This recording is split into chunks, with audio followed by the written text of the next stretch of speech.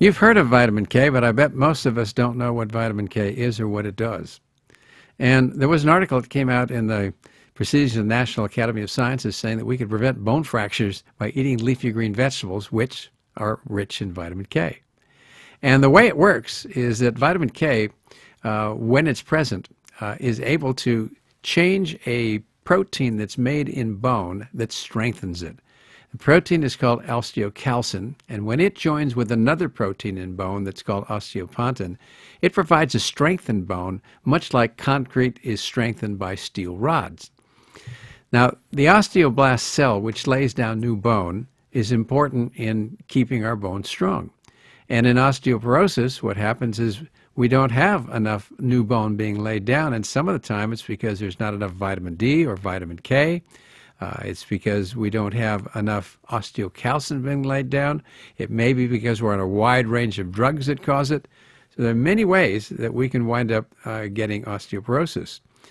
One of the places where vitamin K levels tend to be low is in people who are on Coumadin. Coumadin is a blood thinner that is important in people who have unstable angina or who have transient ischemic attacks that are warning of a stroke, or people who have cancer or have blood clots that are forming for one reason or another. However, if we're trying to make sure that Coumadin is strong, we don't want to give the antidote, which would be vitamin K, because vitamin K is what we need to be able to help people who are overdosed with Coumadin and at risk for bleeding. So most doctors will tell us, don't eat the green leafy vegetables because it upsets your anticoagulation. But then we're low in vitamin K, and we can't get our bones to be strong, and we can't heal in general.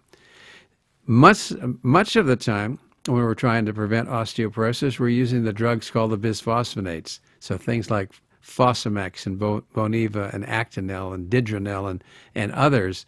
But they unfortunately may make our bones a little bit stronger, but they have a lot of side effects. We're looking at people getting ulcers and fractured femurs and disintegration of their jaws. It's called osteonecrosis of the jaw. If you're on it for a long time, you might even be at risk for getting esophageal cancer.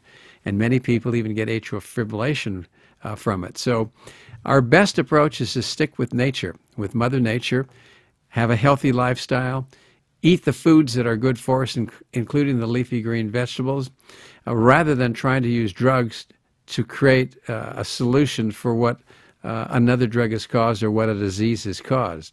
So if we take care of ourselves, stick to Mother Nature close, and our lifestyle is healthy, chances are we're going to have healthy bones and be healthy in a whole wide range of areas as well.